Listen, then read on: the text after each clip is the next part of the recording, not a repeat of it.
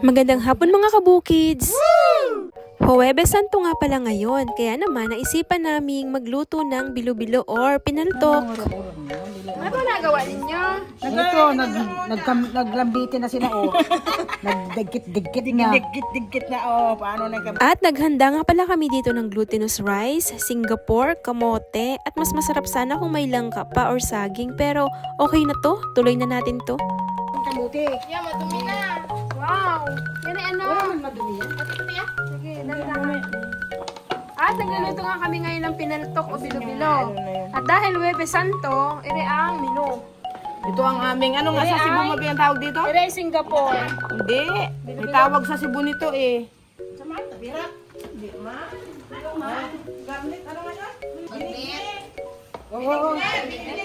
At ito naman ang tinatawag na pampalapot, nilalagay ito pag malapit ng maluto ang aming pinaltok. At syempre naman, mas masarap ang pinaltok o bilo-bilo kung hindi tinipid sa gata ng niyog, kaya naman 3 buong matitigas na niyog ang aming inilagay dito. At syempre pa, galing ang niyog namin sa Mabuhay. Thank you po Tia Ope sa pagdadala ng niyog.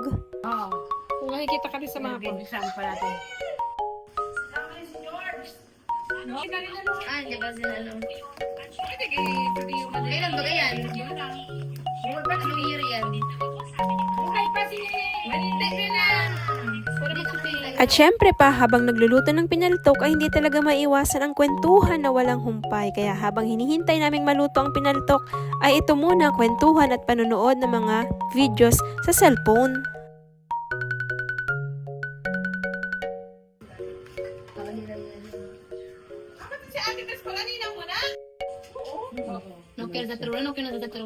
At nang mailagay na nga ang lahat ng lahok, ay inilagay na namin ito ng pampalasa, syempre ang asukal. At halos nga mag-aalas 5 na ito ng hapon, tamang-tama talaga ito sa meriendahan, ay tamang-tama din sa hapunan. At syempre pa habang nagluluto ng pinaltok, ay dapat alaga din ito sa halo para hindi magdikit-dikit ang mga bilo-bilo.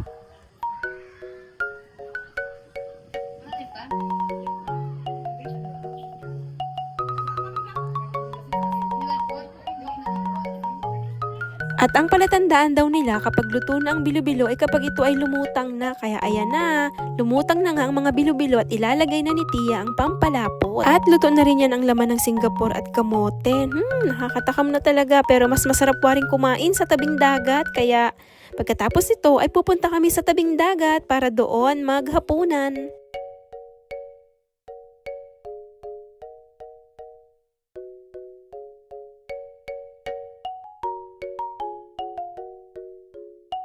At nang may lagay na nga ang pampalapot, ay kaunting kulo lamang yan at kaunting halo at luto na. Kaya ahunin mo na yan, Mars. Bakit mga buwan eh? Saan nilagay? Uy, dandahan. Bakit? Kaya mo tayo alay? Bahala ka. Akala mo ba kapag ako'y nadaw? Kala mo may buhok mo makulit yan. Sandagan mo kami niya yan. Oo. O diba may violet na yung ano, Singapore? Andin. Yung init na yan ah. Kung yung kamuti, dilaw na. Tapos violet. Tapos tabing dagat. Kuha na ng ano yun, nadaw ng ano na yung nagamit nyo. Daw ng nyog. At inahon na nga namin ang pinaltok. Talaga namang luto na at nakakatakam. Yan ang kutsara mo. Kutsara, babe. Ano ba yung mga kutsara nyo? Saan ba kayo? Nasa bun? Kain na doon. Kaya, Wala tubig. Wala. para may ano pa din niya, may lawa-lawa. Kaya nga yung ano tilas. Hindi ka naman. Bago na pala yung may subo mo man din. Yari yan. Baga yung buwan. Baga. Ano kaya? Pinunasan na. Ay, may vlog na. Nag-chikis sa kutsara. Ay, ano yan, ay? Bango. Unique na kutsara. Oo. Nung araw, pag kami ay nilugaw ang pagkain, ito, makuha na ng ano. Ibig na tayo niyan. Tapos yung disposable na... Ano na ba ito kaya ang gamit? Hindi, natatanda niyo ba ito?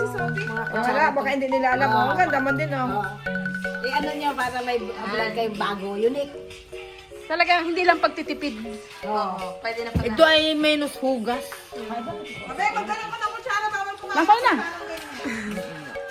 Unique. Para ma-vlog. Wow, ang sarap.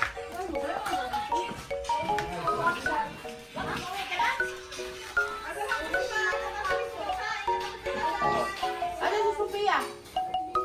Buti yung husband mo, talagang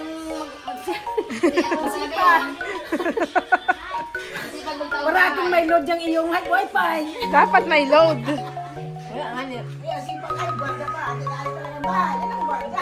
Ano na, how is it, Nay? Kain na doon, kain na doon. Ito kasama yan. Pag ganyan.